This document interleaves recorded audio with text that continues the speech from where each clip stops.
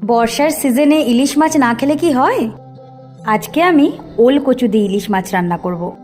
এই রেসিপিটা আমি প্রথমবার ট্রাই করেছি। ইনফ্যাক্ট আমার মাও কখনো ওল কচু দিয়ে আগে ইলিশ মাছ বানায়নি। আসলে মা একটা শারীরিক কারণের জন্য তো বেগুন খেতে পারছে না, আর ইলিশ মাছের সঙ্গে বেগুনের বন্ধুত্বটা অনেক পুরনো। তো আমি সেই বন্ধুত্ব ভেঙে একটা নতুন কিছু করার চেষ্টা করছি। যাই হোক, রেসিপিটা কিন্তু খুব সিম্পল, খুব একটা সময়ও লাগে না। ও আরেকটা কথা, বাটনাটা কিন্তু মিক্সিতে করলে সেই স্বাদ আসে না, শিলনোড়ায় ব্যাপারটাই আলাদা।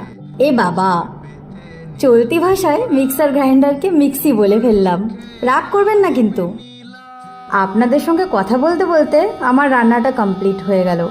এইবারে চটপট গরম ভাতের সঙ্গে নিয়ে বসে যেতে হবে। আপনারা রেসিপিটা ট্রাই করে বলবেন কেমন হয়েছে। ওকে, বাই। খুব খিদে পেয়ে গেছে।